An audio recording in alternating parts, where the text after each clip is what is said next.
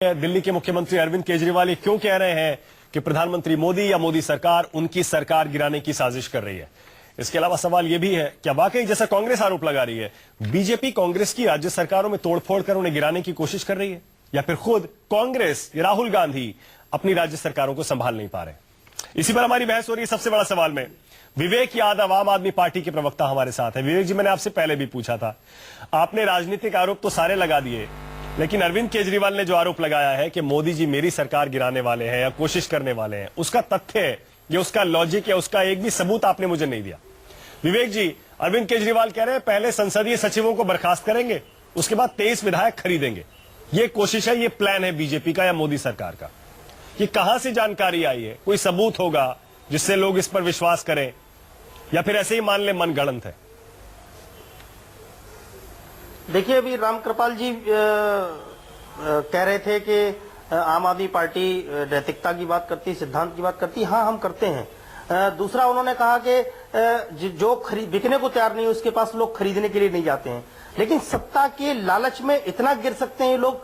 मैंने आपको पहले एक उदाहरण दिया कि पिछली बार जब हमारी सरकार अरविंद केजरीवाल ने छोड़ी थी, कांग्रेस के समर्थन से जो सरकार चल रही थी छोड़ी थी, भारतीय जनता पार्टी ने राष्ट्र शासन था और उसमें तरह तरह के प्रयास किए। उस समय भी अरविंद केजरीवाल जी ने कहा पर इस बार तो आपकी 67 एमएलए की सरकार है सर। लोगों ने पूछा 67 एमएलए आपके पास, हम लोगों ने तो कुछ है ही नहीं, कोई संभावना ही नहीं है इस बार तो दूर दूर। मानक जी सुन, कौन केजरीवाल जी के ऑडियो आ चुके हैं, कौन खरीदारी कर रहा था उस वक्त? मानक जी एक बार सुन तो लीजिए भाई साहब, मैं सबकी बात सुन रहा था शांति से।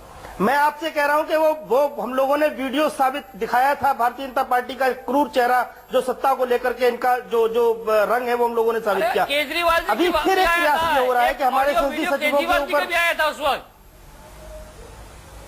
ये बलूनी जी बोल रहे हैं, इनको कहिए शांत रहें, थोड़ा सुनने का धैर्य रखें।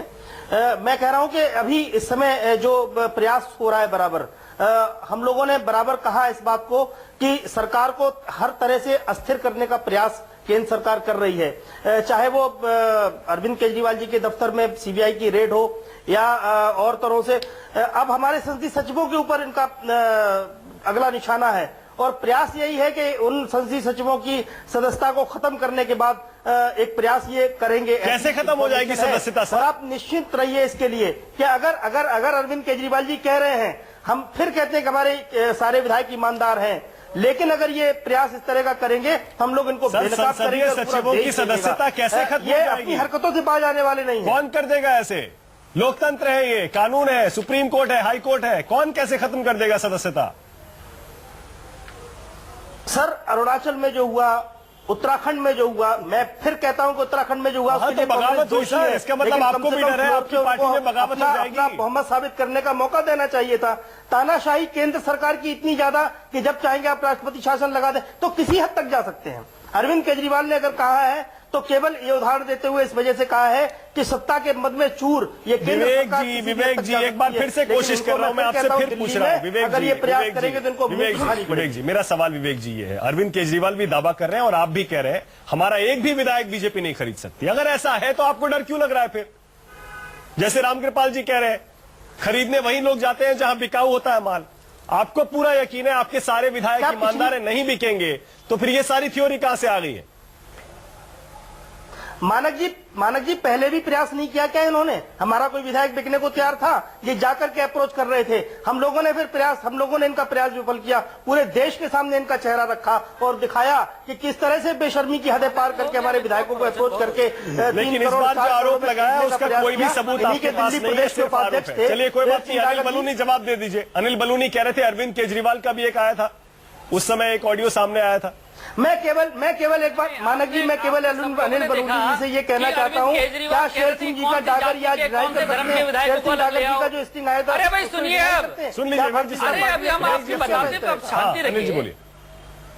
हाँ सुनिए। अरे विवेक जी अब सुनिए, केजरीवाल जी का भी सबने सुना ना कि कौन से धर्म के विधायकों को लिया और कौन से जाति के विधायकों को, सबने देखा वो वीडियो। इसलिए विवेक जी, केजरीवाल जी के चरित्र के बारे में पूरे देश को पता। असल में मानक जी क्या है, इस देश में कुछ भी घटित होता है। अरे रुकिए भैया, अब क्या हो गया तुम्हारे पेशेंस को? सुनिए, हाँ, सुनिए। देखिए असल में क्या है कि किस देश के अंदर कुछ भी घटित होता है और केजरीवाल जी उसमें ना आए तो कसमसाने लग जाते हैं, परेशान होने लग जाते हैं। अब उत्तराखंड का मामला चल रहा है 4-5 दिन से, उनको लगा मैं खबर में क्यों नहीं हूं, तो किसी तरह से खबर में आने के लिए कुछ ना कुछ उल जलूल बात कहनी है और उससे वो खबर में आने की प्रयास करते। अगर केजरीवाल ये उलझुल बयान नहीं देते तो आज आप विवेक जी को यहाँ बुलाते नहीं बुलाते ना। वो किसी तरीके से खबरों में रहना चाहते हैं, उसके लिए जो भी करेंगे, खबर के लिए कुछ भी करेंगे, इसलिए इनके ऊपर ज्यादा चर्चा करने की जरूरत नहीं है। देखिए जहां तक अभी ये सवाल उठा रहे थे उत्तराखंड के बारे में, भाई कि फ्लोर पे टेस्ट होगा, अलाना होगा, फलाना होगा। अरे जिस सरकार का बजट गिर गया है, जहां कॉन्स्टिट्यूशनल क्राइसिस है, उसमें क्या किया जा सकता है? जब एक बार ऐसा थोड़ी होता है किसी सरकार का बजट गिर जाए फिर दोबारा बोलिए फलानी डेट को दोबारा पास कर दीजिए, ऐसा नहीं होता। 35 लोगों ने कहा, 35 लोगों ने खड़े होकर कहा कि हम इस बजट का विरोध करते हैं। लोगों ने दिया था 35 लोगों ने कहा कि हम इस बजट का विरोध करते हैं। संवैधानिक संकट है मानक जी। 1 तारीख से उत्तराखंड की जनता, उत्तराखंड के कर्मचारियों को तनख्वाह कहां से दी जाएगी? 1 तारीख को खर्चे कैसे होंगे? 1 तारीख से कॉन्स्टिट्यूशनल ब्रेकडाउन है, उसको ठीक करना पड़ेगा। मैं ये कह रहा हूं, ये फैसला हम कोर्ट पे छोड़ देते हैं। अभी कोर्ट है, हाई कोर्ट की डबल बेंच फैसला करने वाली है, इस पे सुनवाई हो रही है, सुप्रीम कोर्ट तक जाए, करने देते हैं। मैं ये पूछ रहा हूं कि ये जो आरोप लग रहा है अरुणाचल के बाद उत्तराखंड, अगली बारी हिमाचल की है, फिर मणिपुर का नंबर है, इसमें कितना दम है? हिमाचल में क्या देख रहे हैं आप, क्या हो रहा है वहां पे?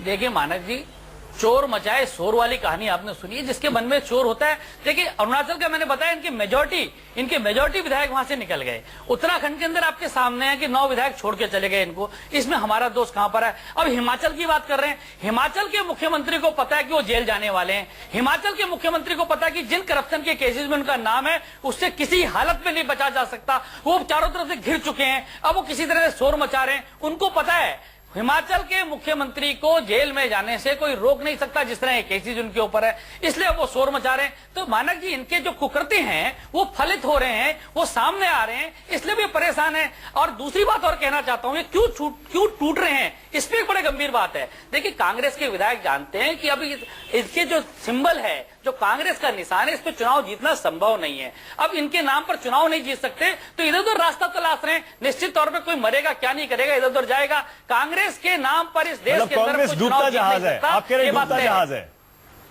डूब चुका है मानक जी, कांग्रेस तो डूब चुका है, डूबता हुआ नहीं, डूब चुका है। अखिलेश जी जवाब दीजिए। हिमाचल के बारे में कह रहे हैं, वो आपको पता है आप ही की गलती है और उसी की वजह से अब आप देखिए आरोप लगा रहे हैं बीजेपी पे। वहां भी मुख्यमंत्री जेल जाने वाले हैं, अनिल बलूनी, बहुत से सरकार खतरे में है और आरोप तीनों लोगों ने, हाँ सुना, सबके सुना, बता रहा हूं। तीनों लोगों ने बोला, अब बहुत से तथ्यात्मक और भ्रामक बातें बताई, मैं थोड़ा दुरुस्त कर रहा हूं। देखिए केजरीवाल और बीजेपी तो दोनों बड़े भाई छोटे भाई हैं। सारा चाल चरित्र, चेहरा, आचरण सब एक ही जैसा है, उसमें कोई फर्क नहीं है। और जो आप लोगों ने बहुत पहले पिक्चरें आती थी चंबल के डाकू, आप चला रहे थे साथ में, आपने देखा होगा घरों के सामने निशान, क्रॉस का निशान लगा देते थे कि आज तुमको लूटा है, अब आगे इसको निशान लगा दिया, मतलब इसको लूटना है। वही हाल है मोदी जी की सरकार का। एक सरकार निशान लगा दिया है, दूसरे पे लगा दिया है, अब तीसरे पे लगा दिया, मतलब उसी स्टाइल से वो फिल्म जो आती है, अभी भी आप लोग देखे होंगे पुराना, कि एक डकैत है, लोगों को और लोग दहशत होते कि मेरा घर लूटने वाला है, डकैत आने वाला है। तो लोकतंत्र में इस तरह की एक छवि और लोग बातें करनी शुरू कर दिया कि उत्तराखंड के बाद गिरबान में नहीं झांकोगे तो फिर डूबोगे, निशान लगा दिया है। रुक जाओ, अभी तकलीफ होगी, समझिए। और जो है ये सत्ता के इतने भूखे हैं कि ये देश को किसी भी कीमत डकैत तो नेशनल वहां पर देखिए ना, 5,000 करोड़ की जेल पे कौन है लूटमार की? ये पीड़ा देखिए, पीड़ा शुरू हो गई, पीड़ा शुरू हो गई। डकैत तो राहुल गांधी है, डकैत तो अनिल बलूनी असंसदीय भाषा का इस्तेमाल किसी के, पीड़ा आपकी बता रही है, आपकी पीड़ा बता रही है, आपका स्तर बता रहा है, आपका स्तर अपने आप परिचय आपका दे रहा है। हमें कुछ और कमेंट करने की आवश्यकता नहीं है। हम तो नहीं है। रुक जाओ, अरे तड़ीपार साहब की पार्टी की, आप रुक जाइए, थोड़ा रुक जाइए। वीरभद्र सिंह के बारे में बता रहे हैं, आशीष पार्टी की मेंबर सोनिया गांधी। भाई इन्हीं से बात करा लो, भाई उनके इन्हीं से बता लो। सोनिया गांधी के, उनको भी सुनिए। सोनिया गांधी के पत्र पे लिखा है, हमने नहीं कहा ये।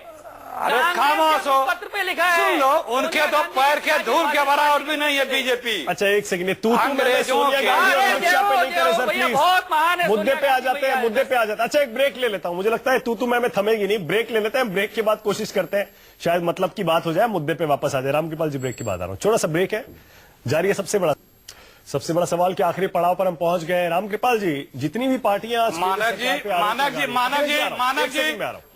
अगर आप नहीं, मैं पहले बोलूंगा नहीं। अच्छा ठीक है, आपकी भी हिटलर शाही नहीं चलेगी। बोलिए आप मैं ये आप भी जरा तमीज से बात कर रहे हिटलर शाही की बात कर रहे मैं कल शब्द प्रयोग कर रहा हूँ नहीं, मैं इसलिए कह रहा हूं कि अगर कोई मुझे डिस्टर्ब कर रहा है, इसका मतलब ये नहीं कि मेरा समय समाप्त कर दिया जाए। अनिल जी प्लीज सुनिएगा, अनिल जी आपको बोलने दिया था सर, अखिलेश जी को सुन लीजिए। आपसे हिटलर, हाँ अखिलेश जी बोलिए, आप बोलिए। आपसे हिटलर को इतना लगाव है इसलिए आपको पीड़ा होती है। अंग्रेजों के चमचे जो यहाँ पे बैठे हैं आज हिंदुस्तान में, जो अंग्रेजों के साथ इस देश के स्वतंत्रता संग्राम सेनानियों को गवाही दे करके सजा करा रहे थे, अखिलेश जी मुद्दे पे लोग, हाँ मुद्दे पर मैं आ रहा हूँ, वो इनके जो सर संचालक थे गुरु गोलवरकर जो थे, उनका कहना था कि लोकतंत्र इस सबसे बड़ा नासूर है।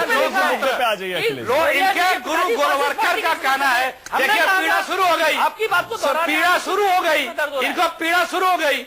सोनिया जी की तो धोवन के बराबरी भी नहीं है, देखिए पूरी आरएसएस और जनसंघ नहीं है। छोड़ो, नहीं तो ये क्यों बोल रहे हैं बीच में, ये क्यों बोल रहे हैं, इनको क्यों बोल रहे हैं, ये क्यों बोल रहे हैं, आप इन्हें म्यूट करिए। अखिलेश जी दर्शक देखिए, दर्शक मुद्दे पर बहस सुनना चाहता है। नहीं, मुद्दे पर आप बोलिए अखिलेश जी, बोलिए। हाँ तो मैं मुद्दे पर बोल रहा हूँ। हमने बीच में बोला, हमने किसी का बीच में बोला, आपको बताइए। अनिल जी सुन लीजिए, अनिल जी सुन लीजिए, मुद्दे पे बोल रहे हैं अखिलेश जी। अखिलेश जी मुद्दे पे बोलिए। जो नहीं सुनता उसकी दवा क्या है, अखिलेश जी मुद्दे पे बोलिए। उसकी दवा क्या है, देखिए फासिस्ट पार्टी की जो नहीं सुनता उसकी, अरे मुद्दा क्या हुआ, जब चुप होगा तब न बोलूंगा, जो पगला चुप होगा तभी न बोलूंगा मैं। अखिलेश जी को बोलने लड़ने तो आ नहीं हूँ। अखिलेश जी बोलिए आप। वो अपना उनका स्तर देख लो आप।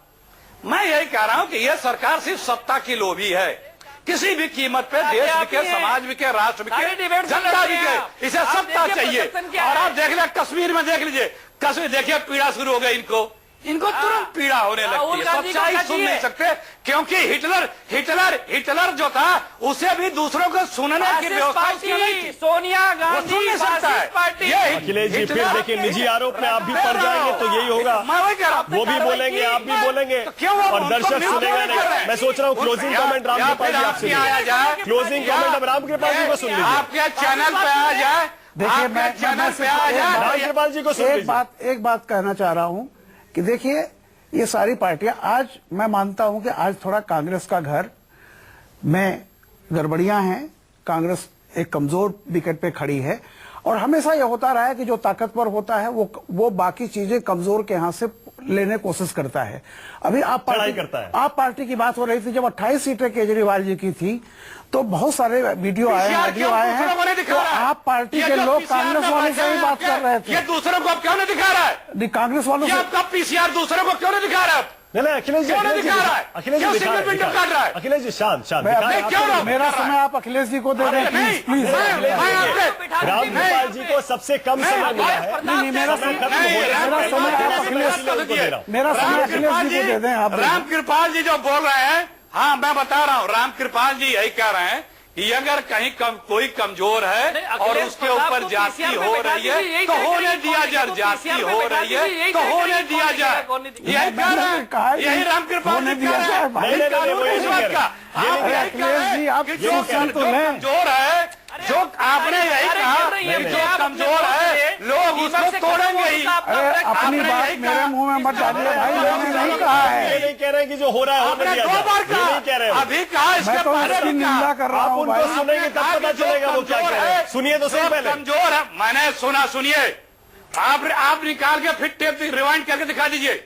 इन्होंने कहा कि जो कमजोर है लोग उसे तोड़ेंगे ही, जो बिकने को बैठा है लोग उसे तोड़ेंगे ही का मतलब ये थोड़े है कि कानून किस लिए है, वो फिर कानून किस लिए है, क्या भाई? फिर कानून किस लिए है? फिर व्यवस्था किस लिए है? कितनी बड़ी है कि फिर दोनों व्यवस्था किस लिए है? कानून किस लिए है? बहुत कुछ है। अच्छा ठीक है सर, अब फिर देखिए, कानून किस लिए है? व्यवस्था किस लिए अच्छा, है? ठीक है सर, अब टाइम खत्म आप हो गया बताओ, अखिलेश जी, रामकृपाल जी। टाइम बिल्कुल खत्म हो गया। पर रामकृपाल जी आप नहीं, आप यही कहना चाह रहे हैं कि देखिए, अक्सर मैं- ऐसा होता आया है और आगे भी होता मैं रहेगा। ये कह रहा हूँ कि ये हो रहा है, होना रहा है। चाहिए, कत्ल होता है, नहीं आगे होना भी चाहिए, कत्ल इसको मैं होता नहीं कह है। रहा हूँ।